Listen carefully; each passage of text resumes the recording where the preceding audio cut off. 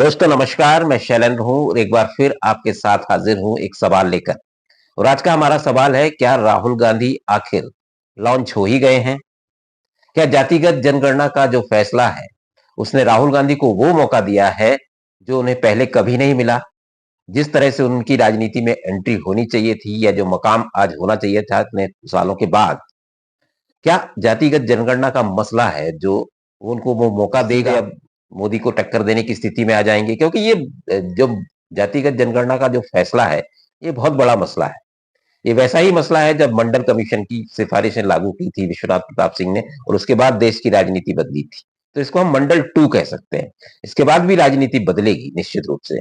और इसमें सबसे ज्यादा अब श्रेय लेने की जो होड़ लगी है, सारी पार्टियां कल से आज तक आपने देखा होगा होड़ लेने की इसमें फ्राक में है, चाहे बीजेपी हो चाहे छोटी राष्ट्र दल हो। लेकिन इसमें देखिए, एक शख्स जो इस मुद्दे को लेकर पूरी तरह से अगुवाई कर रहा था और पिछले लोकसभा चुनाव से पहले से उन्होंने इस मसले को पकड़ा था, वो है राहुल गांधी। ये ऐसा मसला है जो राहुल गांधी की सियासी करियर में बड़ी उछाल ला सकता है। क्योंकि आपने देखा होगा, अब लोकसभा चुनाव से पहले जिस तरह से वो संविधान की किताब लहरा रहे थे और उसके जरिए जातिगत जनगणना की बात कह रहे थे, ओबीसी वोटर उनके फोकस में था। और जिस मसले को वो वहां से उठा के अभी तक आप सैकड़ों सभाएं देख लीजिए, उन्होंने इस मुद्दे को छोड़ा नहीं। कई बार हम पत्रकार भी ये चर्चा करते थे कि वजह कुछ है, जगह कोई है, लेकिन बात जाति जनगणना की कर रहे हैं, इस मसले को यहाँ पर उठाने की क्या जरूरत? लेकिन राहुल गांधी ने अपनी हर सभा, चाहे बाहर हो चाहे मीटिंग्स हो, वो इसकी बात करते रहे, लगातार बूमिंग करते रहे वो। और आज जातिगत जनगणना का अगर फैसला बीजेपी सरकार ने लिया है, तो उसमें बहुत बड़ी वजह मानी जा रही है राहुल गांधी की वो कोशिश, जो वो लगातार करते रहे और सरकार पर दबाव बनाते रहे। देखिए, राहुल गांधी ने खुद समझा या उनको समझा दिया गया कि बीजेपी से लड़ने का एकमात्र तरीका यही है कि आप ओबीसी वोटर पर फोकस करें। और वो उन्होंने समझा और उसको पकड़ा, और उसका नतीजा आज हम देख रहे हैं कि बीजेपी कहीं ना कहीं इस दबाव में आई है। क्योंकि बीजेपी का रुख शुरू से लग नहीं रहा था, या संघ भी इस मुद्दे को लेकर उत्साहित नहीं थी, और वो निश्चित रूप से ये दबाव में ही केंद्र सरकार ने फैसला लिया है। क्योंकि संघ या जो भगवा ब्रिगेड है, वो ये मानता रहा है कि जाति जनगणना देश में बिखराव लाएगी, जाति के आधार पर भेदभाव बढ़ेंगे और हिंदुत्व की राजनीति कहीं ना कहीं कमजोर पड़ेगी। तो इसलिए बीजेपी इसको लेकर बहुत उत्साहित नहीं थी।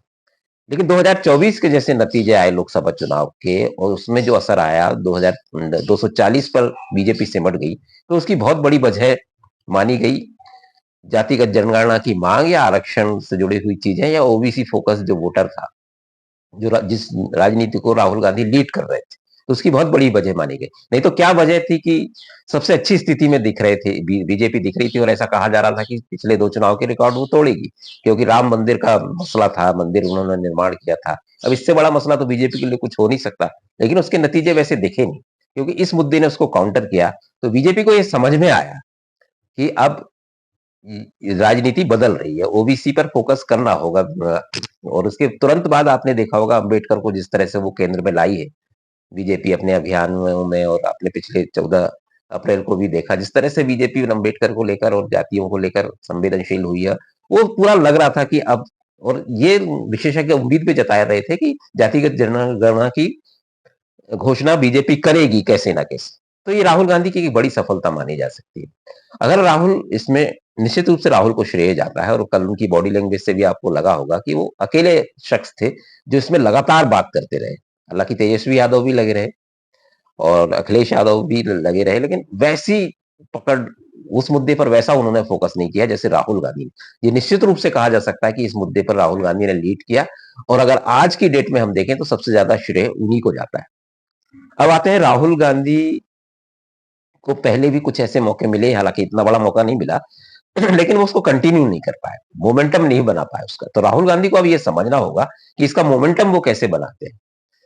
क्योंकि एक बड़ी सफलता मिलती है राहुल गांधी को और फिर रिदम तोड़ देते हैं वो, चाहे भारत जोड़ो यात्रा हो चाहे दूसरी चीजें हैं, माहौल बनता है और फिर वो डिस्ट्रैक्ट हो जाते हैं।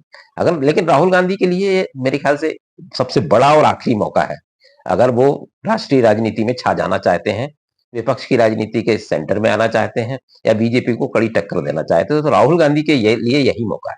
और जिस तरह से उन्होंने प्रेस कॉन्फ्रेंस की कल और जो बातें की, उससे लगा कि राहुल गांधी भी इस बात को समझ रहे हैं, क्योंकि जातिगत जनगणना से ही बात नहीं बनेगी, ये तो एक शुरुआत है, ये मुद्दा बहुत आगे जाता है। राहुल गांधी ने अपनी प्रेस कॉन्फ्रेंस में कहा कि अब 50% जो रिस्ट्रिक्शंस है आरक्षण का सुप्रीम कोर्ट के आदेश के मुताबिक, उस पर बात होनी चाहिए, संविधान में संशोधन होना चाहिए और उस लिमिट को बढ़ाया जाना चाहिए। तो ये लड़ाई अब वहां पे जाएगी। दूसरी लड़ाई है प्राइवेट सेक्टर जिस तरह से हावी हुआ है बाजार में या जो अर्थव्यवस्था में, तो प्राइवेट सेक्टर में नौकरियों में आरक्षण की बात राहुल गांधी ने छेड़ी कल। तो ये दो, एक तो 50% की लिमिट बढ़ाना और प्राइवेट सेक्टर में आरक्षण, तो अब इन दोनों को लेकर वो चलेंगे। और सबसे पहली बात तो है कि जातीय जनगणना में, जैसा कि उन्होंने भी अपनी प्रेस कॉन्फ्रेंस में कहा कि इसका टाइमलाइन बताए सरकार। तो पहली लड़ाई तो टाइमलाइन है कि जातीय जनगणना का प्रोसेस क्या होगा, उसमें क्या कॉलम होंगे, उससे क्या निकल कर आएगा, ये सेट करना पड़ेगा। उसके बाद 50% आरक्षण की लिमिट की बात है और उसके बाद प्राइवेट सेक्टर में। तो राहुल गांधी के लिए भरपूर मसाला है। अगर वो कहीं डिस्ट्रैक्ट नहीं हुए, हिंदू मुसलमान की राजनीति में नहीं फंसे और इसी लाइन पर चलते रहे, तो 2029 में देखिए आप, वो बहुत बड़े एक बीजेपी के लिए टक्कर देने वाले शख्स होंगे। और बीजेपी भी इसको समझ रही है, इसलिए बीजेपी ने ये फैसला किया और अब उस पूरे इस फैसले का श्रेय लेने की बीजेपी कोशिश करेगी, क्योंकि जो बीजेपी की राजनीति है, अगर जातिगत जनगणना कहीं ना कहीं हिंदुत्व की राजनीति को कमजोर करेगी, लेकिन बीजेपी जैसी पार्टी जिसको कहा जा सकता है कि संकट में वो बहुत अच्छा प्रदर्शन करती है, पिच खराब हो तो वो बैटिंग अच्छी करती है, तो वो किसी ना किसी तरह हिंदुत्व की राजनीति को और ओबीसी की राजनीति को जातीय जनगणना के जरिए मिलाने की कोशिश करेगी। क्योंकि अगर हिंदू वोट इंटैक्ट रहा तभी बीजेपी को की आगे भविष्य है, क्योंकि अगर वो इस जातीय जनगणना में बात उलझी, जातियों में बटी चीजें, और इसलिए उन्होंने जातिगत जनगणना का फैसला भी किया है कि जिससे ये मैसेज ना जाए कि वो सिर्फ सवर्णों की पार्टी है और ओबीसी उससे दूर होते जा रहे, क्योंकि सवर्ण तो मजबूरी में कहें बीजेपी से जुड़ा रहेगा और अब वो ओबीसी को मिलाने की कोशिश में। तो अब ये ओबीसी की फोकस जो राजनीति चलेगी, उसमें राहुल का क्या रोल रहता है अगर वो इस लाइन पे चलते रहे, क्योंकि अब वो अपर हैंड है उनका राजनीति में, हम कह सकते हैं मुद्दों को। अगर हिंदू मुस्लिम की राजनीति पीछे जाती है और पिछड़ों की राजनीति फोकस में आती है, तो राहुल गांधी को एक एज मिलेगी, क्योंकि बीजेपी उसको कैसे मैनेज करेगी ये देखने वाली बात होगी। हालांकि कहने को ओबीसी प्रधानमंत्री हैं मोदी, इस पर भी अब खूब बात होगी, ओबीसी प्रधानमंत्री हैं, ओबीसी तमाम मुख्यमंत्री हैं, चाहे पिछले कुछ मुख्यमंत्रियों का जिस तरह से चयन किया उसमें उसका ध्यान मध्य प्रदेश की बात कर ले, मोहन यादव उसी फैक्टर से आते हैं। तो ये अब जिस तरह से शिवराज सिंह चौहान को कल आगे किया गया प्रेस कॉन्फ्रेंस में, जातिगत जनगणना की जो प्रेस कॉन्फ्रेंस हुई, तो वहां से भी समझा जा सकता है कि अब बीजेपी किस लाइन पर जा रही है।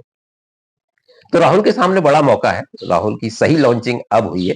अगर हम मुद्दों की बात करें तो एक तो शख्सियत की लॉन्चिंग होती है, एक मुद्दों के साथ, नीतियों के साथ जो लॉन्चिंग होती है। तो राहुल गांधी ये बहुत सॉलिड मुद्दा है, क्योंकि जिस तरह से हमारा सामाजिक ताना बाना है और सामाजिक न्याय वर्सेस हिंदुत्व की राजनीति का मसला अब उठ सकता है। सामाजिक न्याय के जरिए देश में बहुत राजनीति बदली है, चाहे 90 की बात कर ले हम, चाहे उसके बाद की ले, तो सामाजिक न्याय का मुद्दा अगर पकड़ते हैं राहुल गांधी सही तरीके से, तो वो बात आगे जाएगी उनके लिए। लेकिन एक बात हमको 90 में जरूर लौटना चाहिए, जब मंडल 1, इसको मंडल 2 कहा जा रहा है, जब मंडल कमीशन की सिफारिशें लागू की थी विश्वनाथ प्रताप सिंह ने, हालांकि विश्वनाथ प्रताप सिंह ने ये लागू की थी राजीव गांधी को टक्कर देने के लिए, उस जब वो कांग्रेस छोड़कर आए और प्रधानमंत्री बने, तो उन्होंने मंडल कमीशन की सिफारिशें लागू की और उसके बाद 27% ओबीसी को रिजर्वेशन मिला। लेकिन इसका फायदा बीपी सिंह को नहीं मिला, वो उनकी सरकार 1.5-2 साल बाद गिर गई। इसका फायदा उठाया मुलायम सिंह यादव, लालू प्रसाद यादव और नीतीश कुमार। ये 3 नेता जो मंडल से उभरे, जो आज पूरी राजनीति में छाए रहे लंबे समय तक, जब तक हिंदुत्व की राजनीति हावी नहीं हुई या ब्रांड मोदी के साथ बीजेपी नहीं आई, तब तक ये तीनों नेता छाए रहे और आज नीतीश कुमार बीजेपी के साथ तो है ही। तो इसका फायदा लालू, मुलायम और नीतीश ने उठाया। अब मंडल 2 हुआ है, इसकी शुरुआत हम कह सकते हैं राहुल गांधी ने की, उनको उसका श्रेय जाता है जातीय जनगणना का मसले का। लेकिन अखिलेश यादव और तेजस्वी यादव क्या इसका फायदा नहीं उठा ले जाएंगे, क्योंकि वो ज्यादा चतुर और चालाक हैं, मुलायम और लालू के बेटे हैं। तो क्या हिस्ट्री रिपीट इटसेल्फ जो कहा जाता है, क्योंकि इस मसले को देखिए, कल ही प्रेस कॉन्फ्रेंस आपने सभी नेताओं की सुनी होगा, तो तेजस्वी यादव ने भी पूरी श्रेय लेने की कोशिश की है, अखिलेश यादव भी इस पे मुखर रहे हैं। तो राहुल से छटक कर ये मुद्दा रीजनल पार्टियों में ना बढ़ जाए, तो ये राहुल को ध्यान रखना पड़ेगा, क्योंकि उस कहीं ना कहीं कांग्रेस इसमें कमजोर है, ये अपनी बात को रखना, लोगों तक ले जाना उस मुद्दे को। तो ये सोचना पड़ेगा, और बीजेपी इसमें फायदा उठाने की कोशिश निश्चित रूप से करेगी अगर ये मुद्दा इन तीनों में बढ़ता है तो काफी दिलचस्प है अब आने वाली राजनीति, और राहुल गांधी इसमें कहीं ना कहीं फोकस में रहेंगे अगर उन्होंने कोशिश की तो। अब राहुल गांधी से अगर हटके हम थोड़ी बात करें, तो ये टाइमिंग का मसला बड़ा आ रहा है, इसमें बड़ी चर्चा है कि इस समय क्यों नरेंद्र मोदी सरकार ने इसकी घोषणा की, जबकि पाकिस्तान के साथ हमारा तनाव के हालात हैं। तो एक ये भी कहा जा रहा है कि जिस तरह से पाकिस्तान पहलगाम हमले के बाद ये देश में एक तनाव बना है, इस मसले से भी थोड़ा ध्यान भटकाने की कोशिश हो सकती है। ध्यान भटकाने की, या कह लें कि सरकार एक स्पेस चाहती है, जो प्रेशर बन रहा है सरकार पर या सेना पर, उससे कहीं न कहीं थोड़ा-सा फोकस हटाना चाहती है, और दुनिया को ये मैसेज देने की कोशिश करती है कि भारत आज भी पॉजिटिव है, और अपने घरेलू मसले और उसकी जनता या जनता से जुड़े हुए मसले उसके लिए महत्वपूर्ण है, इस तनाव के बीच भी।